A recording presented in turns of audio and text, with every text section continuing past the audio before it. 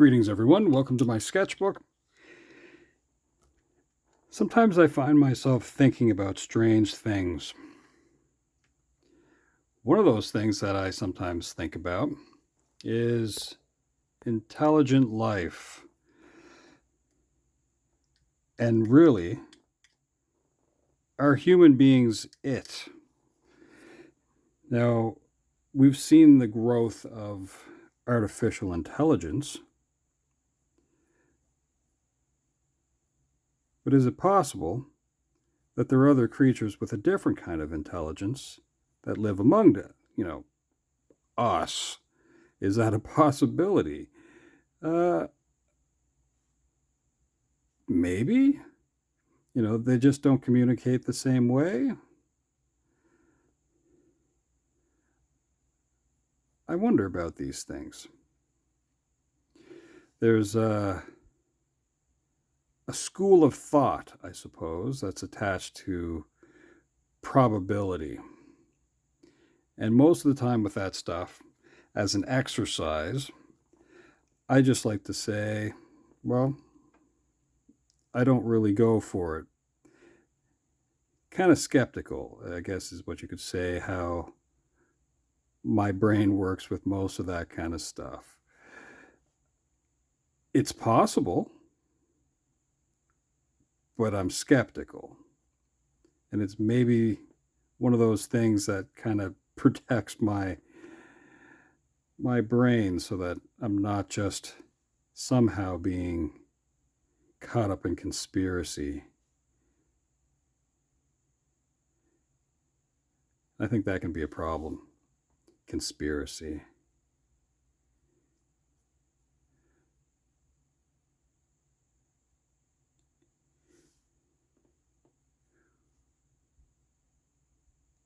We have a kind of a unique thing going on this planet, human beings. The size of our brain is kind of unique. The undulations, I suppose, the pile of spaghetti that the human brain kind of looks like, being not smooth. That kind of creates a lot of like surface area. So imagine taking like a sheet, a towel, for example, and when you see it stretched out, it can be, a full-size beach towel. When you scrunch it together, that's kind of what the human brain looks like. It's kind of remarkable, actually. And it's unique amongst creatures on this planet.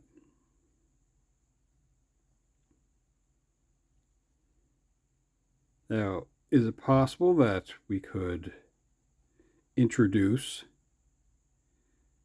a chemical means to, let's say, change the brain structures of other creatures?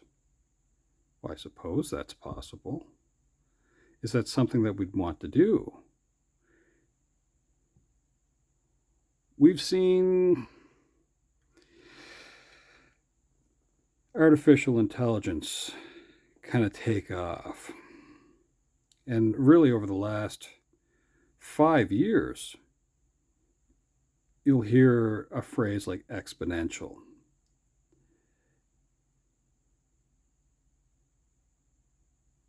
That's a strange thing. To think that, you could have a conversation with a machine, or that it might understand and then answer a question for you.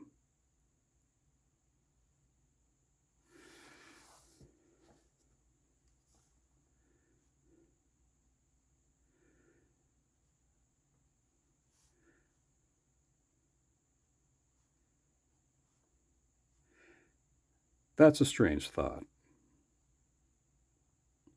Something else that's kind of a strange thought to me is cybernetics and artificial intelligence, and why we haven't, or maybe they're working on it. Let's hope they're working on it.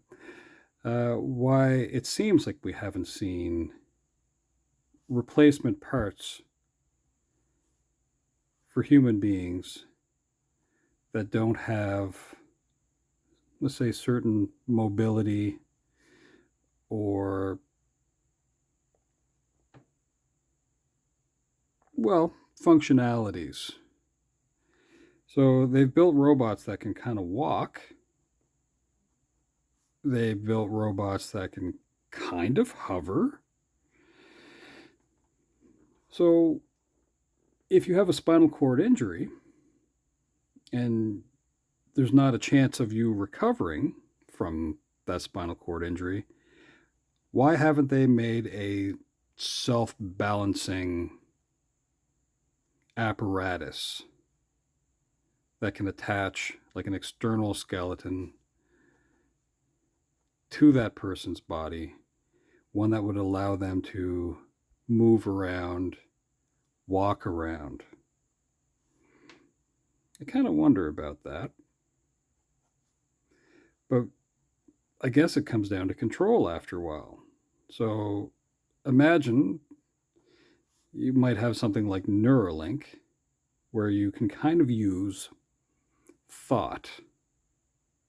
So you'd get an implant, and what would be something that you might control or have feeling in a part of your body, let's say along your rib cage.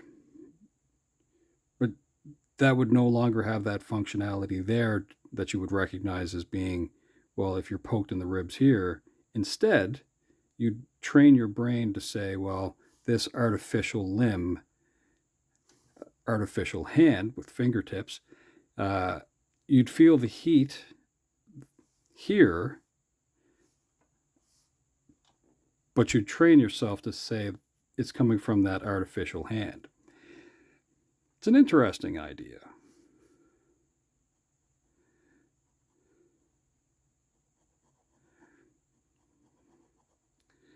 So I don't know why we're not seeing more of that with the technologies. And as I said, maybe they're working on that. We've gotten to the point where we can actually replace pretty serious parts of the human body with other human parts. And those things require a lot of chemical intervention. So you might have to take a lot of medicine so that your body doesn't reject somebody else's spare parts.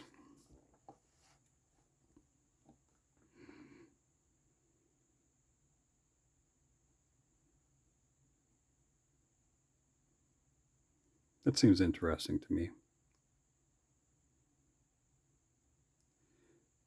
But couldn't you build a machine with better parts? Well, I don't know if you really could build something as awesome as a human being, but you can certainly build something that won't be as easily rejected. I'm just kind of rambling on.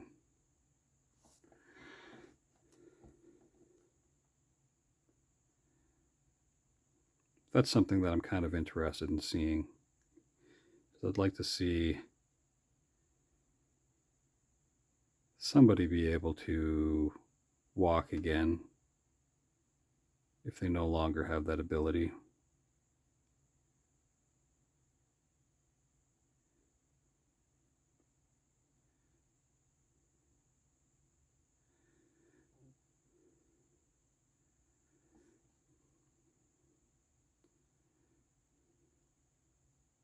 Humans are pretty strange, though. Strange in what, we would want as advancements. And maybe it's vanity as well for a human being to want to build something, create life. I don't think there's a great benefit to that stuff.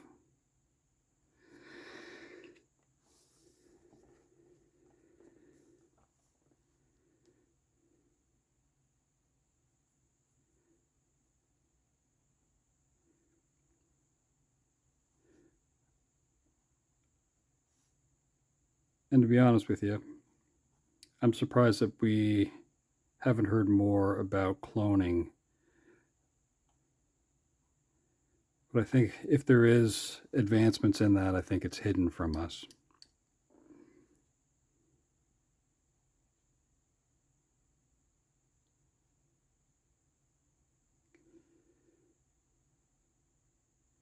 Maybe not about the brain, though. So going back to that idea of spare parts, how many of you have seen a video, for example, of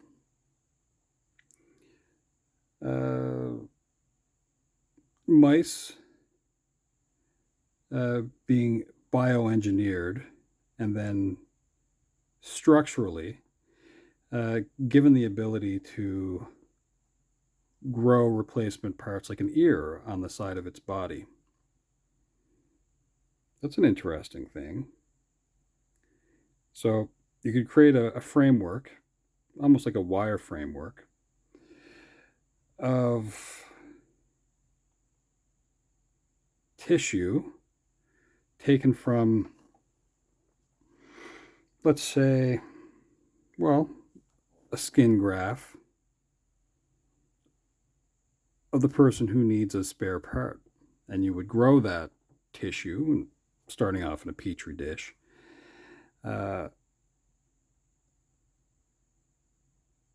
It seems interesting that you might be able to get them a replacement part that isn't just a prosthetic, that they might have, well, blood vessels and feeling and all that kind of stuff, rather than just try to get somebody who's a good match, a good tissue match, and simply replace that part like that. That you might be able to grow a replacement part.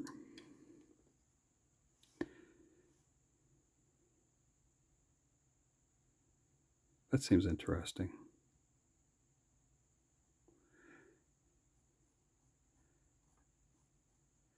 So I'm just kind of rambling on here because I'm getting ready to go outside and do more shoveling because we got more snow yesterday evening and overnight. So I gotta go clean up here shortly.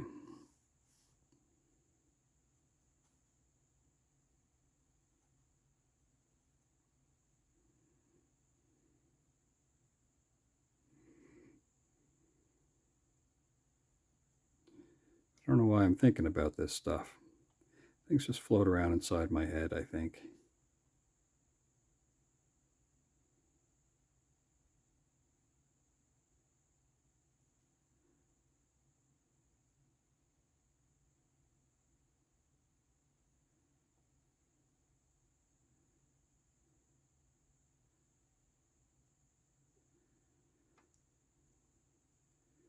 We don't really get much opportunity to see science do certain things. And it's so easy to take that stuff for granted anyway.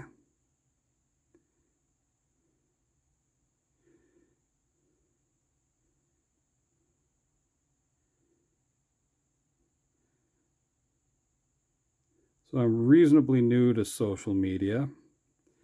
There's lots of reasons for that, but I think one of them is just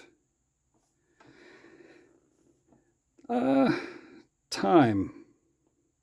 I think it's possible that you can spend a lot of time sort of chasing things, unnecessary things, information wise. You go for that sort of dopamine hit. You're going to find someone like me who's rambling on about stuff. So I don't know if that's that great either. It's silly.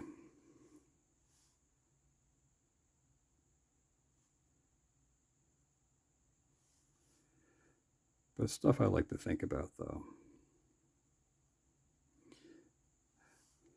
So here we have a little friend here who perhaps is growing a new hand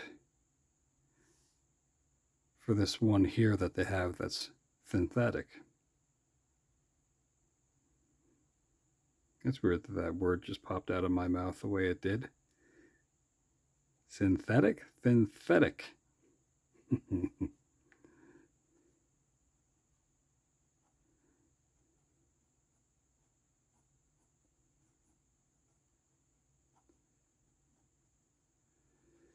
Here's a question for you. If you had the ability to live 500 years, the trick is you would never sleep again. You could taste food, but you'd have no need of it. And you'd have to basically transfer your head. So they'd find a way to help, with brain deterioration. All the other parts can be replaced. You can get a cyborg body. And the only thing that really is, human is your head, or maybe even just like your brain. Because, you could replace the eyes, let's say, at some point. You could replace vocal cords. So, yeah, would you be okay with that? How much do you need certain sensations? But then again, synthetic, you could have something built into your brain to say, well, this is what things taste like, artificially. I wonder how many people would take that.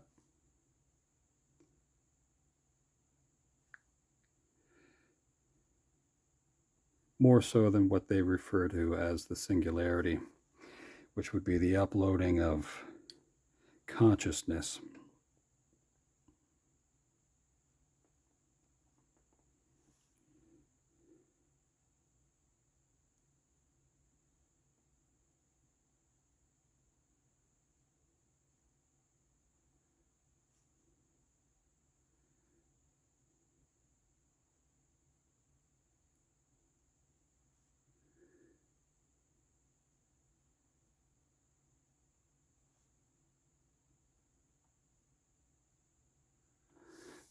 Right here, I'm just scribbling something down in my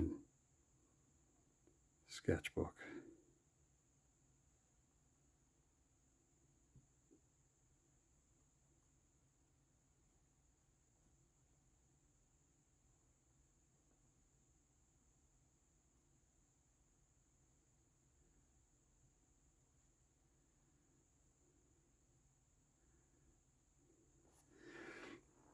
So I got to get out there and do some shoveling. If I had my own robot, and I could just say to the robot, hey, go do that, save me the hassle, I'd probably want that.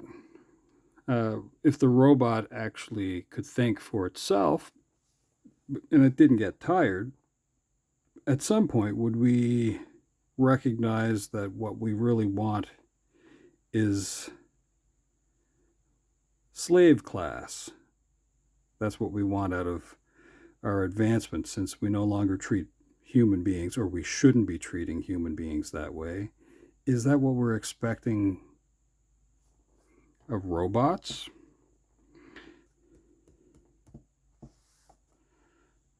Let me back this out a little bit, and then maybe I need to kind of close this out.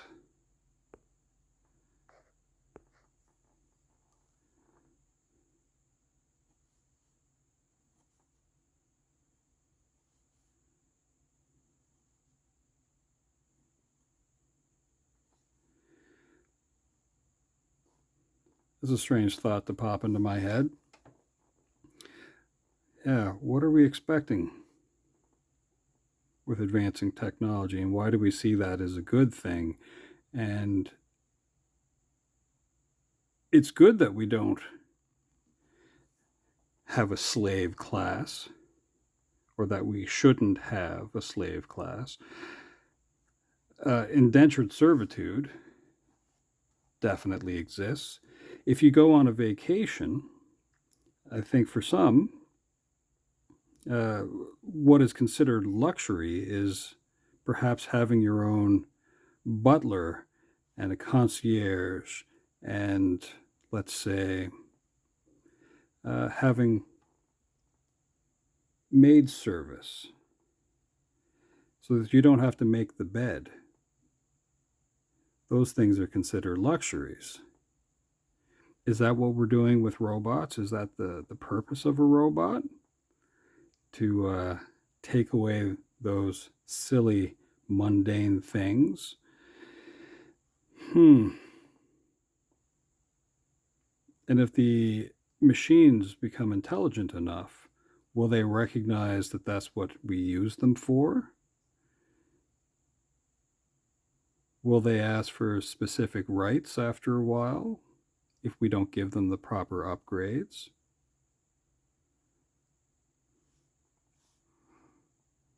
Is that how the revolution will work?